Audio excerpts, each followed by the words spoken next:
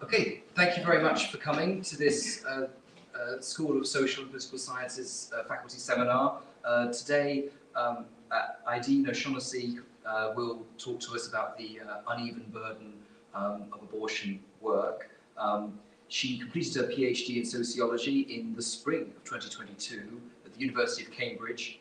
She has an MA in gender studies from Utrecht University and a BA in sociology in sociology and French from Trinity College Dublin. She's interested in the study of emotions, affect, and embodiment, specifically as they relate to abortion, reproductive politics, and feminist social movements. She's published very widely on Irish and transnational abortion access and politics in journals, including the European Journal of Women's Studies, the British Medical Journal, Sexual and Reproductive Health, and the Community Development Journal. And I'm very pleased to say that she's introducing some brand new work, some in-progress work today. So thank you very much for coming, and I'm looking forward to hearing from you. Thank you very much, Nick. I'm just going to hop on my timer because I have a dreadful habit of droning on and on, so I'll keep track of where I'm at. It's really nice to be with you here today, and thank you, Nick, for the invite. As Nick said, this research is in progress insofar as it's, I'm currently writing it up into a paper, which I'm planning to submit within the next few days to a journal, but the research itself comes from my PhD research, which I finished in the spring. So, just to get started, I'm assuming on account of our geographical proximity that many of you are familiar with recent political events in Ireland, which saw the overturning of the constitutional abortion ban by popular vote in May 2018. So the Irish case made international headlines for a number of reasons, primarily because it was one of the few countries in the world to introduce reproductive rights via popular vote as opposed to through legislation. It was very much a grassroots feminist movement, and kind of, in the aftermath of 2018, abortion rights movements across the world are kind of, looking to Ireland or thinking about what lessons or what can we learn to do or not to do from the Irish case. But most notably, I guess the Irish case was interesting because it exemplified an instance of liberalisation against the backdrop of global backlash against abortion rights. So, following the referendum in May 2018, the President of Ireland signed the Health Regulation of Termination of Pregnancy Act into law, and abortion services were rolled out in Ireland in January 2018. So, by international standards, the current new Irish abortion law is quite a restrictive and conservative piece of legislation. It allows for abortion on request only up to 12 weeks in comparison, for example, to 24 weeks here in the United Kingdom. So you might be, I'm assuming, less familiar with the history of abortion politics in Ireland, and specifically the history and the events that led up to the insertion of the constitutional abortion ban in 1983. So before I get into the specifics of my own research, I just want to give a little bit of historical contextualization about the Irish case. So here in this picture, you see the Pro-Life Amendment Campaign, which was an anti-abortion advocacy group set up in Ireland in 1981, with the distinct objective of inserting an amendment into the Constitution to enshrine legally the equal right to life of the unborn. And although abortion was already a criminal act in Ireland at this time, under the 1861 Offences Against the Persons Act, which was of course a British law, members of the Pro-Life Amendment Campaign were concerned about liberalising trends in the US, for example, where they had seen the Roe versus Wade ruling in 1973, and here in the United Kingdom, where the 1967 Abortion Act had been introduced as well in recent years. So the Pro-Life Amendment Campaign emerged as an extremely powerful lobby group. Within a matter of months, it secured the commitment of two major political parties in Ireland to hold a referendum to amend the Constitution. Who knew constitutional change was so easy? So the Pro-Life Amendment campaigners, as you can kind of deduce from some of the pictures here, they rely very heavily on this post-colonial discourse, constructing abortion as a violent colonial tool of population control. You can see one of the posters here. It says, "The abortion mills of England grind Irish babies into blood that cries out to heaven for vengeance." So poetic, we might say.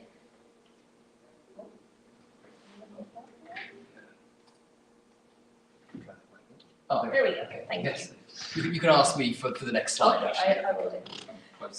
So, after a contentious and violent campaign in 1983, which has been termed by some as the second partitioning of Ireland, The electorate went to the polls and they voted by a landslide percentage of 66% to insert the 8th Amendment to the Constitution. So with the insertion of the 8th Amendment, which read, as you can see here, that the state acknowledges the right to life of the unborn and with due regard to the equal right to life of the mother, guarantees in its laws to respect and as far as practicable by its laws to defend and vindicate thereby.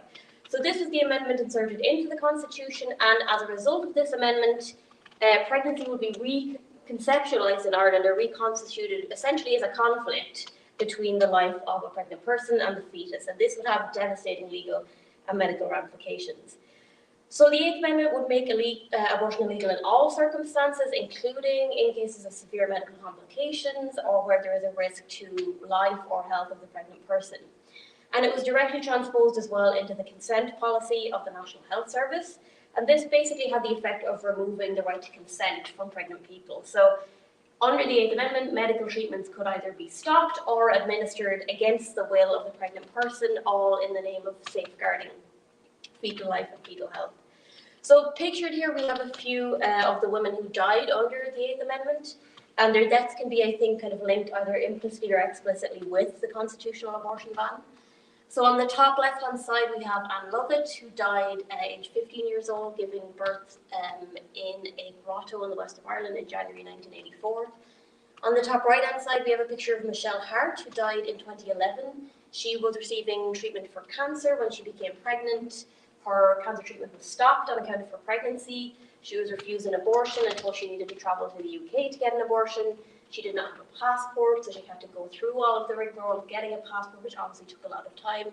By the time she got an abortion in the UK and came back, her cancer was so far advanced that she could no longer, she eventually passed away. On the bottom left, we have Sheila Hodgers, whose circumstances were quite similar to Michelle Hart. She also had cancer and her treatment was stopped. And on the bottom right-hand side, we have a picture of Sabina Halappanavar, who's arguably one of the most notable figures here. Ms. Halappanavar died in 2012 as a result of a septic miscarriage. She was refused an abortion in a Galway hospital, and she was told that an abortion could not be given to her on account of the fact that Ireland is, quote, a Catholic country, and she died as a result of that septic miscarriage. So, yes. So the history of abortion politics in Ireland really is one of silencing and one of exploitation of the problem. Scholarship on abortion in Ireland has focused heavily on what Clara Fisher calls this co-constituted relationship between gender politics and women's occupation of space. So post-colonial theorists studying abortion in the Irish context have argued that after gaining independence from the British Empire in the early 20th century, nation building was premised primarily on this idea of the superiority of the Catholic Celts and their reproducing women. So Catholic Ireland in the early 20th century constructed itself as a bastion for the veneration of motherhood and as a protector of the quote-unquote sanctity of unborn life. And this was all done in opposition to the identity of Protestant England, where of course abortion was freely available after 1967. So although the idealization of motherhood was a prominent feature of the Irish Free State, which was established after the War of Independence, which was between the Irish Republican forces and the British Crown forces, the unmarried mother, as opposed to the mother, would be constructed as, a serious social and political problem. And from the early 20th century, unmarried mothers would be detained in institutions like the Magdalen Asylums. We've got one pictured here on the left-hand side. And the idea was to manage the risk of, sexual deviance, the contagion of sexual deviance, by incarcerating all of these women in workhouses like the Magdalen Asylums. So this disciplining of female fertility was further maintained, of course, through the forced emigration of unmarried women and through the systematic offshoring of abortion seekers. So between 1968 and 1989, an estimated 50,000 pregnant people or abortion seekers travelled from Ireland to Britain to access abortions, which, as I've mentioned already, were made legal under the 1967 Abortion Act. And this figure here on the right-hand side shows those statistics from 2010 to 2014, during which time more than 4,500 women travelled from Northern Ireland and almost 20,000 from the Republic of Ireland. And these figures are, I would argue, quite conservative, because many abortion seekers would not give, their actual home addresses when accessing care in the UK. Next slide, please. So Scholarship on abortion politics in Ireland then is focused largely on two areas. So how Irish laws exiled abortion seekers on the one hand, and then on the other hand, their role of the Eighth Amendment in maternity care and the provision of reproductive care. So much of this research is focusing on how the illegality of abortion affects what we might term these major reproductive events of pregnancy, abortion, or birth. But what remains underexplored and what my research is trying to illuminate is how the Eighth Amendment kind of affected the everyday, mundane, bodily, emotional experiences of women and gestating people that live under the constitutional abortion ban. So what I was following with this research was really an instinct that was telling me that, living under the Eighth Amendment, it didn't just affect you at the moment when you acquired an abortion, but it had more profound, far-reaching effects on all of those people that grow up under its shadow. It's kind of like a spectre is how I conceptualize it, that shapes and influences your life in a variety of ways, influencing your reproductive life, your experience of your sexuality, how you relate to your body, in a broader sense. So this was really my own instinct, and I was drawn to that as well from my own personal experience of being a woman growing up in Ireland. So this was the objective of my research then, to explore how the Eighth Amendment shaped the embodied subjectivities of women and gestating people living inside of Ireland's anti-abortion regime. So I really wanted to know how the abortion ban was experienced in the flesh by those who were regulated by it. In terms of methodology, I won't drone on too long about it, but I decided to interview activists in order to kind of delineate or illustrate the embodied experiences of people living under this law. And the reason I chose to interview activists was because I wanted to focalize the agency of people as they kind of negotiated the Eighth Amendment and look at these instances of resistance, and that could be kind of at the mundane, micro, everyday level in terms of how they navigate their own reproductive lives under this law, but also in a broader sense, how do they resist the Eighth Amendment through more kind of formalized collective action, for example. So from 2019 to 2021, also interrupted for a short period by COVID, I traveled around Ireland interviewing activists. I interviewed 45 activists, coming from a range of urban, rural locales, ranging in age from about 18 up to 65.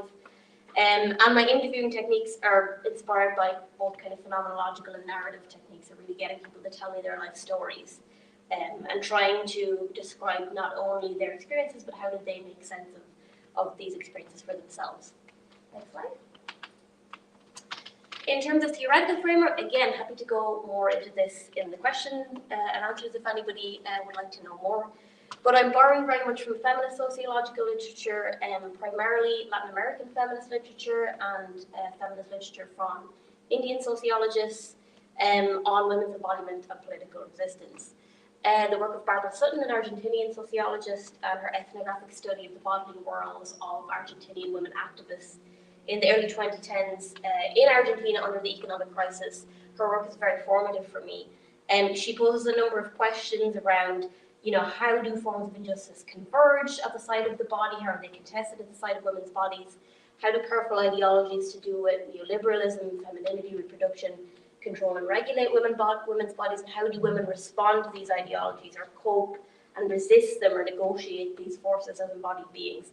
So really the primary kind of, the kernel of this theoretical framework really is thinking about how we can take everyday bodily experiences as a point of departure for analysis, and asking what we learn about the interaction and experience of various structural forces of oppression when we take women's bodies as the starting point of our analysis. As I said, Meenakshi Thapan's 2009 ethnography of women's embodiment in contemporary India was also very helpful in formulating some of these concepts. So she does a case study of heterosexual middle-class women in contemporary India and asks how, for example, things like the sexual division of labour are experienced in the body of women. And of course, my work is very much inspired by phenomenological thinking and feminist phenomenological literature in particular. So taking the study of experience to mean kind of consciousness and the body together as aspects of an integrated kind of projective unity, thematizing aspects of our daily life that we take for granted. And Sarah Ahmed's work has been very helpful as well in thinking about how discursive structures and power relations frame and are felt at the level of embodied experience, and her theories around affect as well, thinking about how structures create a physical press on the body, or thinking about the capacity of the body to be affected. Next slide, please. So As described already, this research is really trying to illuminate these everyday bodily experiences of women and people living under the Eighth Amendment. So how did living under the Eighth Amendment affect, these individuals' relationships to their bodies, their experience of reproductive life, for example. And as I said, I took kind of a narrative approach, so really encouraging these participants to kind of tell me their life story. So, when is the earliest time you remember learning about abortion? When did you learn about, when did you become sexually active?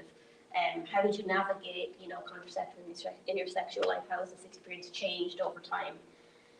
So I started off then asking participants about kind of, when they learned about abortion politics, or when was the first time they remember hearing about it or remarking on it for themselves. And interestingly, the majority, if not all, I would say, of the activists I interviewed referred to this idea of traveling to England or to an early association they had made between abortion and going abroad. So you can see that here in this quote from Roisin. She said, "I knew you went to England. I thought it was wrong, but I also knew that if I needed to go to England, I think about the story that I would need to have. I don't think I really thought about it in terms of how restrictive it was, how degrading it was. Until I was 21, I didn't think that Ireland was anything unusual. I would have thought that England was more progressive. But it really fascinates me that I didn't question these ideologies. They weren't even invasive in the sense of being shoved down my throat. They were just there, and I didn't question them. It was the norm. People went to England if they needed to go to England, and it was just a common euphemism that nobody thought about."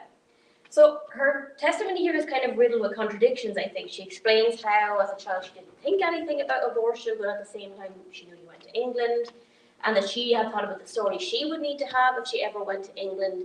And without having any of these ideas shoved down her throat, she came up with this idea of abortion as antithetical to Irishness and a practice that belonged in more progressive countries like the UK. So, writing in the aftermath of the referendum in 2018, Maria Enright wrote that this journey to England had really been formative to the experience of Irish womanhood for generations. And this idea that the journey to England has been formative to the experience of gendered socialisation in Ireland seems to be common sense, and yet little has been done to explain this process in sociological terms. So thinking about this argument then in a queer phenomenological framework, I think that this mental association between abortion and travelling is illustrative of the ways in which geopolitical power structures which serve to regulate the reproductive subject unfold in the folds of the body, to use Sarah Ahmed's term.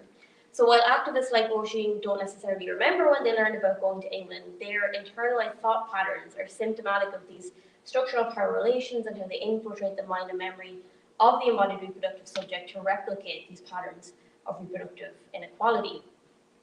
Again, Sarah Ahmed says that the way the body is positioned in social space and the proximity of the body to certain objects is contingent on systems of gendered inequality. So the way that you are oriented, the way that you return towards certain objects to help you find your way, also tells you about how the body is being disciplined, right? So for women in Ireland then, this phenomenological orientation towards travelling is both mental and physical. So for those subjected to the eighth, their mundane experience of reproduction means always already being oriented towards England or towards travelling. So mediating on this concept of directions then, Sarah Ahmed says that the directions in which we face are organised rather than casual.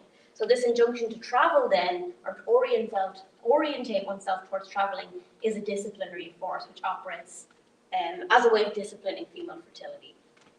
Next slide. So thinking more about the everyday experiences of the Eighth Amendment, a lot of these activists I spoke to talked about this spatial orientation being turned towards England, but they also talked about a particular affective experience of vulnerability and fear that ensued primarily when they realised their own capacity to be pregnant and what this might mean if they found themselves experiencing a crisis pregnancy. So they spoke about how their everyday experience became characterised by not only this spatial orientation, but also this emotional state of vulnerability, fear, anxiety, and also particular temporal orientation. So they began to anticipate what they would have to do if they found themselves needing to access a clandestine abortion. So this is exemplified here by Syme. So I spoke to her about her teenage years, her experience of becoming sexually active, and she told me that while abortion was never spoken about in her family, she had a, quote, very strong sense that her family would want the issue resolved. So here she says, when I was old enough to understand pregnancy and my own risk of pregnancy, it wasn't intellectual then, it was more emotional. I'd need to be able to access this if I needed it. It's not an intellectual thing. I'd always had this morbid fear of pregnancy, thought it was the most awful concept. I was so afraid of the very idea. I thought very strongly that it would have to just be ended. I would have to make it stop, and whatever had to be done to do that, you know. I remember reading stories about people having hot baths or throwing themselves down the stairs, and I remember thinking that I would do that if I had to. So I've described then a particular transition in her thinking around abortion. She says at an early age it was more an intellectual thing, again evoking this idea of abortion as like a signifier or foreignness. But this form or relationality becomes complicated when she becomes physically aware of her own possibility of being pregnant. And at this stage, the prohibition of abortion is felt in the body as a structural imposition, something that's kind of pressing down or weighing upon her, an embodied burden. And it brings with it, again, an intense kind of experience of vulnerability and fear. And she repeats these words of being afraid, very afraid, morbid fear over and over again. So listening to her recount what can only be described as her abortion contingency plans, particularly her idea that she would throw herself down the stairs to induce a miscarriage or have a very hot bath, I thought about how this fear of unplanned pregnancy had changed her relationship to her body. So I was struck particularly by her willingness to throw her body around, to do herself physical harm, and I couldn't quite decide whether this body she was describing was a fragile encumbrance, a site of intense vulnerability, or the site of expression of an insurgent agency that, in refusing coerced pregnancy, rejects the vulnerability that's systematically imposed upon it. Next slide. So again, listening to these activist testimonies, I began to wonder about the emotional experience and the emotional labour involved, not only in living under the Eighth Amendment, but also this emotional and bodily labour that is associated with kind of planning for having to deal with a clandestine abortion. So of course there's emotional and bodily labour associated with having to travel to access abortion. This entails physical, financial, logistical burdens. But also it seemed, you know, what was coming through from these testimonies is that in an everyday sense, reproductive embodiment was characterized for these individuals by more kind of nuanced and henceforth kind of unacknowledged forms of material and immaterial labor.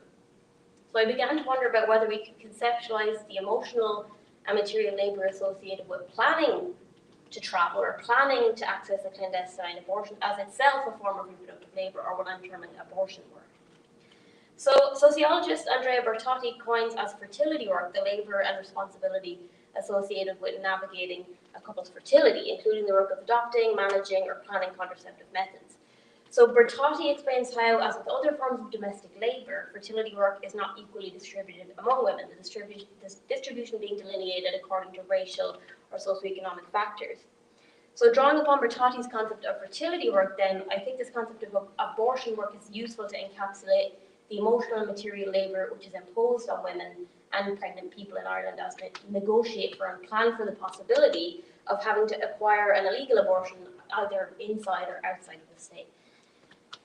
And Aideen's testimony is interesting here. So she says that before the campaign, so before 2018, when abortion was legalised, I always had the abortion fund in the bank, or the ability to get that loan out of the credit union. If I needed to go to England, and you're talking about €2,000, I always tried to have that money you couldn't spend. And I was afraid. So many of us were afraid. So many of us were, for ourselves and for each other. So through this concept of abortion work, we can see how the embodied experience of living under the Eighth Amendment entails this spatial orientation, being turned towards England, an affective orientation of vulnerability, and a temporal orientation as well. So activists like Aideen exist in this anticipatory state vis-a-vis the potentiality of needing to acquire an abortion. So again, in relation to this anticipatory state, Aideen's account is particularly illuminating. So she talks specifically about having to have this abortion fund in the bank, having to save money, not being able to spend money, so her financial decisions and her professional life being impacted by this. So Michelle Murphy claims that anticipation has become this lived affect state of daily life which shapes regimes of self-help and spirituality, and she depicts the biomedical sphere as an exemplary site of anticipatory practice. Citing the work of scholars like Sarah Franklin and Celia Roberts, whose research they contend has illustrated how anticipatory modes reach back before birth to fetal management and yet further back to conception as active domains of the present that allow tactical interventions to prevent or enable imagined futures. So through the concept of abortion work, what I'm illustrating here is how Anticipation, as this organising principle of reproduction and reproductive biomedicine, has reached back even before conception to shape and transform the affective experiences and intimate everyday bodily practices of potentially pregnant people. So in relation to the Irish case, this research illustrates how the 8th Amendment has historically shaped the embodied subjectivities of women and people in Ireland through instigating this affective, spatial and anticipatory logic. So women and pregnant people come to live their bodies out of space and time. And Aideen's experience again is illustrating this abortion work and how it requires an intensive and longitudinal investment of time, attention and emotional energy as well as material resources. Next slide. So the main conceptual takeaway of this work then really is this concept of abortion work, which I think kind of conceptualizes what is previously unacknowledged forms of gendered reproductive labour, which are unequally distributed along class and racial lines, and which impose a financial, emotional, physical, psychological, and embodied burden on women and pregnant people. So the framework of abortion work then, I think, reveals another manner through which abortion laws discipline and subjugate women and pregnant people, and specifically demonstrates how systems of reproductive violence are inscribed and felt at the level of the quotidian embodied experience. So this research not only contributes an alternative perspective on Irish abortion politics, but through this concept of abortion work offers a novel framework for reconceptualizing the materiality and the temporality of abortion laws and policies in a broader sense. So what I'll leave you with then is my call for us to think further about this idea of abortion work and to investigate its experience further, particularly in geopolitical contexts where abortion is illegal or inaccessible. So as I'm sure we're all aware, abortion rights faces renewed contestation across the world, from contexts such as Haiti to Nicaragua to Poland to Malta. And in the US, of course, we're all aware that the Supreme Court voted in June 2022 to overturn Roe versus Wade. So with access to abortion being rolled back in a number of countries then, increased analytical attention is needed to understand how abortion seekers differentially experience and negotiate these restrictions in their everyday lives, both within their national and local contexts. Thank you very much. Thank you. Okay, so I'm going to figure out if we can actually hear people coming in on Teams. Oh, there's some flaws on Teams as well. Okay. But yeah, so we can take written comments, and I think will this not produce any terrible feedback if I switch this on? Oh, it does. Okay, we'll have to go with the written comments in Teams in that case, and yeah. But would anyone like to ask a question from the room?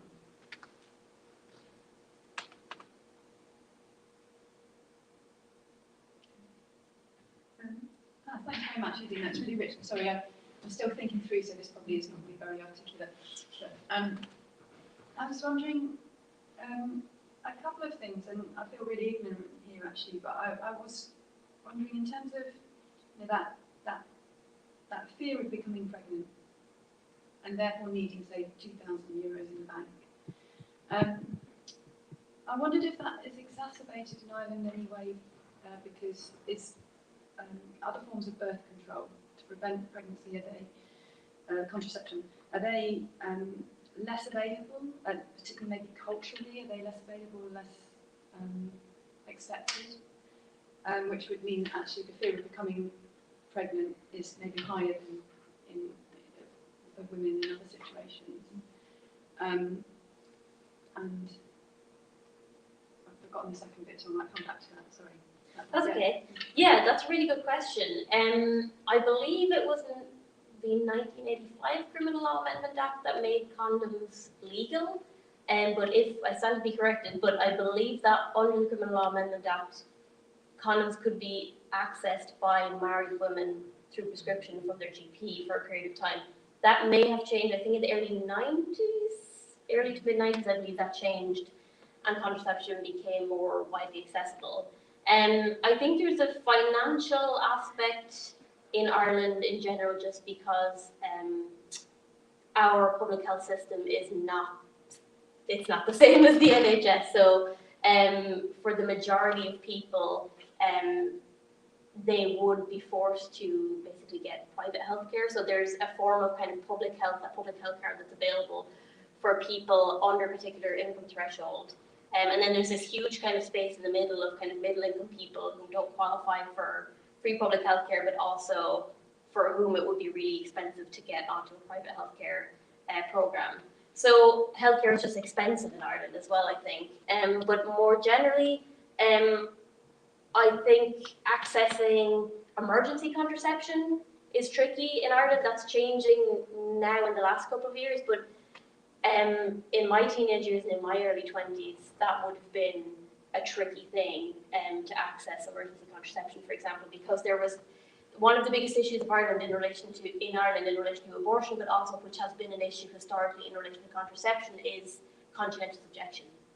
So a lot of pharmacists would simply refuse, or it would be at the behest of the pharmacist to kind of decide on a case-by-case basis whom they wanted to give emergency contraception to. So I think there are a myriad of issues which essentially made contraception, emergency contraception, and reproductive healthcare more broadly more inaccessible and much more tricky to navigate. And of course that is changing. I think in the last 6 months the government has agreed to a scheme for free contraception. I think it's for women ages 16 to 25, which was seen as a huge win for reproductive rights activists, but that's literally happening right now. So again, its changes are all quite slow.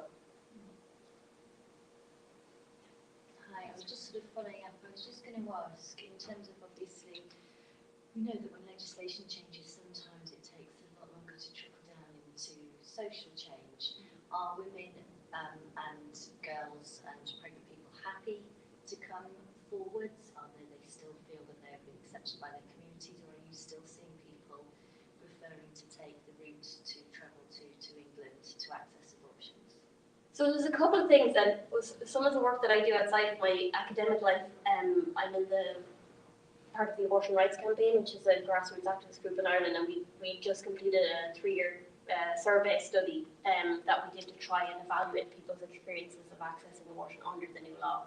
And there's a long way to go. So firstly, the issue is that the Health Act is extremely restrictive. So it only allows abortion up to 12 weeks. And after that, you still have to travel to England. Also, if you have a pregnancy, which if you have a fetal abnormality, for example, a severe fetal abnormality, basically you still have to travel, because the legislation only allows for termination where there is fatal fetal abnormality, which of course is very difficult, if not impossible, for medics to agree on what constitutes severe versus fatal, so most of them err on the side of caution. Also, there is a clause to access abortion where there's risk to health and life, but again, doctors are very reticent to actually employ it because of the fear of criminality, because abortion is still a criminal act. So there is still a lot of travel happening currently to the UK primarily. On the community level, so the new abortion care system is designed as a community model of care, which is working in some aspects but not working in others. It's basically a sign-on system, so GPs in the community can sign on if they want to provide care, but they don't have to advertise that. And a lot of them choose not to advertise it because they don't want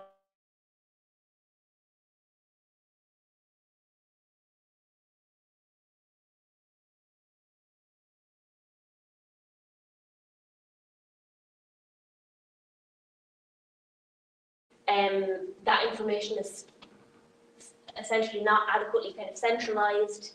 They might get the info of a local GP, go to the GP, and they they might have gone over the 12 weeks limit, or they might refer them to another GP. So it's still a little bit, it's very much still complicated and being worked out at the moment. And the government is currently conducting a 3-year review of the legislation, and they're intending, or they've told us they're going to respond to some of these initial problems, but it remains to be seen whether that response will entail a further liberalisation or a further kind of restriction, and because there is advocacy, around that as well, of course. So it's complicated right now.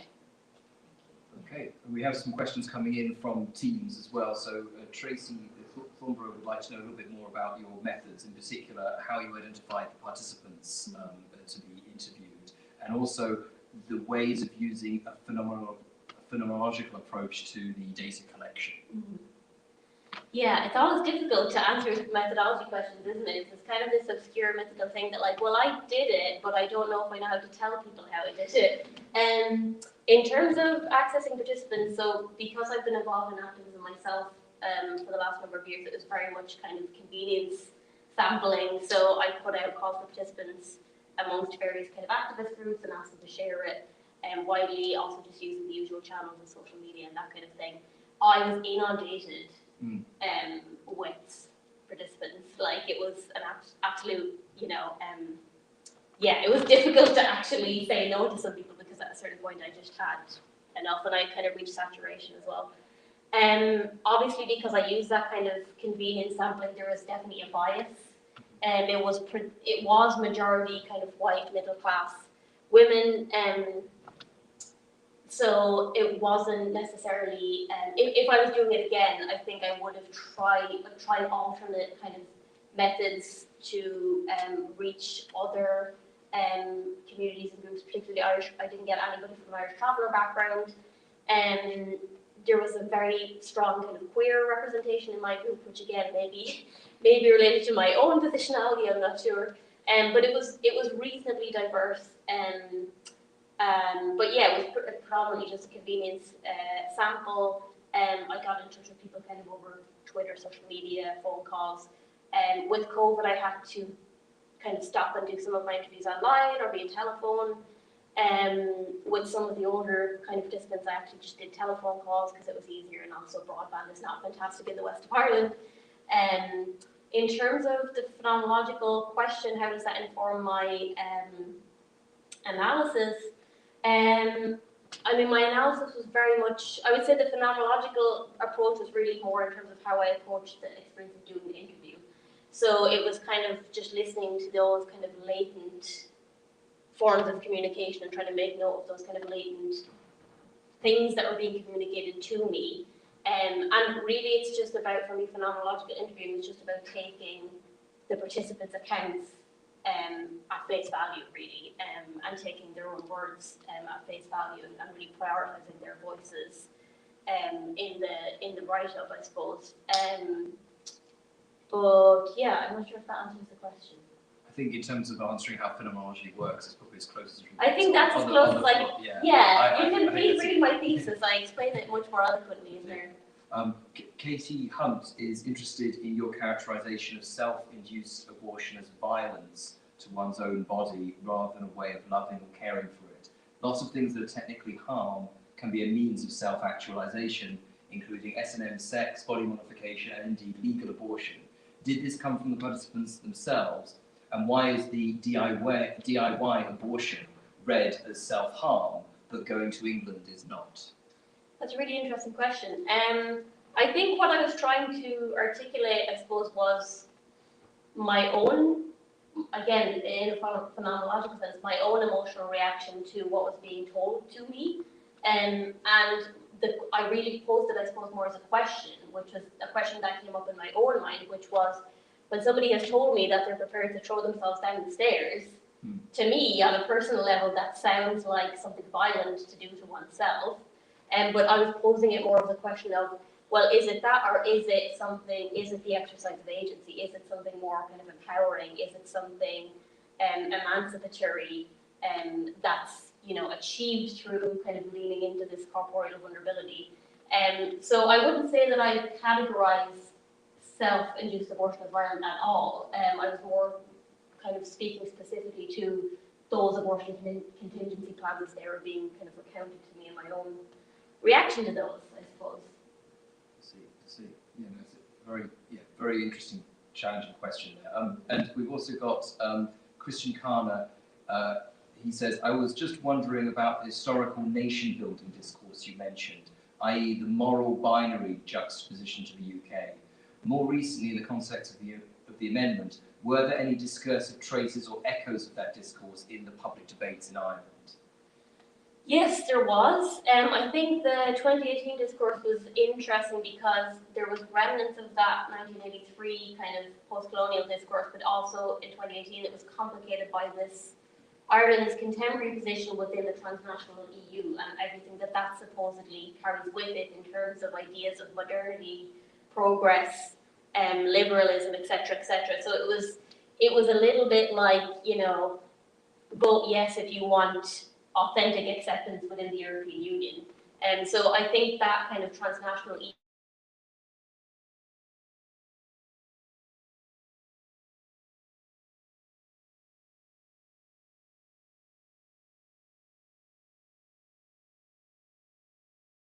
amongst anti-abortion campaigners. So walking around Dublin in 2018, you would see posters on phone poles which would have the leaders of the 1916 Rising, so the Irish Republican Army, and some, you know, quotes like, well, is this what they fought for, or something like that. And there was a lot of posters as well with misinformation about statistics relating to abortion in the UK. So statistics like 95% of babies with Down syndrome are aborted in England. So it was very much present, but I think less kind of effective than it would have been in the 80s. Fantastic. Is there any other? I've got a couple of questions from teams, but is anyone in the room would like to ask a question at this stage? So Christopher Bassett asks, it's another methodology question. Did you take the findings back to the participants to verify your interpretations? I did, yeah. So I sent my anonymised early findings draft chapter to my participants. And to be totally honest, most of them didn't have any response. They just read it and said, this is really interesting, thanks for doing this. So I didn't really have any kind of revisions that I made after that, but that is part of my own kind of research practice that I've been trying to do over the last few years, is definitely return to participants with, you know, drafts of findings to see, you know, like, am I representing people's testimonies and experiences accurately? So yeah, I did, yeah, but basically most of them were like, sounds good, can't wait to read the finished product. Yeah, that's often, yeah, when you've done it right the first time, you're not going to get that. Or maybe the occasional, like, oh, I wasn't quite sure that you got my point in that thing. Yeah, that makes sense. Lucy Brown says, so my nursing background is in gynecology, 16 years working in this area, including many termination pregnancy clinics. In this area, we see a huge amount of EU patients accessing our service due to abortion being illegal in Poland, unless under extreme circumstances, so a risk to life or pregnancy as a result of rape or incest. It would be interesting to look into the costs of this to the NHS, as unlike the patients travelling from Ireland, the EU patients temporarily register with the GP, usually using a relative's address, and so don't have to pay for their abortion. I also wonder if the recent accessibility of being able to purchase medical treatment online would impact your findings. Did you come across this? This, of course, comes with its own risk, but it's increasingly common. So I think the interesting thing there is in particular, whether online services have changed the way that people access abortion services. Yeah, so firstly, it's important to say that for those travelling from Ireland to England to access services, they would pay. So they were not accessing free NHS services, obviously, because they're not British citizens. So in the majority of cases, they would pay anything up to £600 for access care. I'm not sure, I can't speak to the Polish example because I don't have any experience with that. Abortion pills, I should say, have changed the game completely, globally and also specifically in Ireland. So since the early 2010s, a huge number of abortion seekers have opted for abortion pills, basically, to self-induce termination at home. Obviously, that's illegal. Under the Irish law, it was illegal before 2018. So there was difficulty sometimes insofar as the pills would often be stopped by the customs service, whatever you call it. So that was kind of a tricky one because thousands and thousands of abortion seekers were ordering pills from services like Women on Web, but it was kind of a gamble as to whether they would get there or not. A lot of people would have asked friends or neighbours in the north if they could use their address because for some reason it was easier to get them into the north, and then there basically would be kind of activists from regional groups who would go up and down, get the pills, bring them back down south, and then would, text somebody anonymously and say, hi, I'm Jean, I'm wearing a blue hat, I'm standing at the corner of the square in Galway, I've got what you need, etc. So yeah, definitely that changed the game, but obviously that, is only effective for pregnancies in the first trimester. But yeah, there's a huge amount of really interesting work being done on abortion pills. Also in the Latin American context, abortion pills have been really revolutionary. and Cordelia Freeman and Esther does really excellent work on that. But yeah. And okay, so now we have, this is back into deep theory from Sam Hilliard. What level of agency does your theory or model offer that, say, Foucault's does not? And are you happy with this as a kind of expression of agency, I suppose? Does your model have enough agency in it? Interesting. Yeah. I do think my theoretical framework draws upon a lot of feminist literature on embodiment, and a lot of that feminist literature on embodiment critiques Foucault for this whole idea of docile bodies, and of course Foucault doesn't even talk about gender per se. So I think a lot of the feminist literature that I draw on is critiquing, theories such as Foucault, for example. In terms of am I happy with it, I think it's definitely a work in progress, but I think I am happy with it in terms of the fact that what I really was trying to illustrate with this whole project was how, women and people in Ireland were negotiating the spectre of this amendment every single day, so that it wasn't just, when, for example, they needed to access an abortion, or when they became pregnant and had to go into hospital and deal with all the ramifications of, having their consent revoked.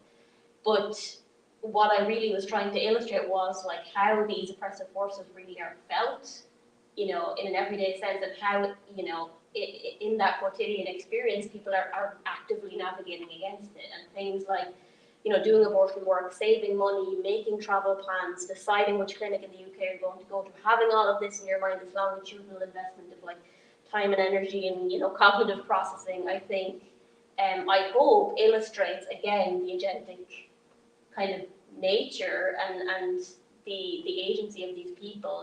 These abortion laws are not something that are just imposed upon them and then people suffer underneath them. Of course, people suffer underneath them, but people also resist them and challenge them and navigate around them in a myriad of ways that I think we don't necessarily pay enough attention to in mainstream discourse when we talk about abortion laws and their effects. I see. Oh, we've got 2 minutes left, and I've been dying to ask a question, so I'm going to ask. So I tend to look at, in my own research, a little bit more from, an elite perspective, so the way the elites react to particular situations. And the way that you're narrating this, I almost get the impression that in putting this burden, these additional burdens on people in very vulnerable situations, the spectre of going to England was actually a very convenient safety valve for elites. So basically meant that they didn't really have to take account of the otherwise kind of much more dramatic harms, presumably, that would be an instance if that wasn't always a possibility, albeit a very costly and burdensome one. Do you feel that spectre was kind of the way that the elite was making use of England in that way? Absolutely. I think abortion politics in Ireland really exemplifies an Irish solution to an Irish problem. I mean, in 1992, there was a referendum to legally enshrine the right to travel abroad. So the government actually said, as opposed to dealing with this problem ourselves and legalizing abortion or liberalizing abortion and giving abortion care in our own country, we are going to legally give people the right, and we're going to actually have a referendum on this, give you the right constitutionally to access information about abortion services abroad and to travel abroad to do that. So I think that really exemplifies how the status quo for decades really was this exportation. You can do it, but we don't want to look at it. You can do it, but it's not going to happen here. And it was this really kind of intensive kind of focus on territorialization of the idea that it can happen anywhere but not on Irish soil. And so I think, for the government, for the political establishment, for the medics as well, it was very much, a get out of jail free card, safety valve, as you put it, and that, just really ran its course. And once the electorate, I think, kind of came to terms with the total illogic of that system, basically that wasn't going to be sustainable anymore.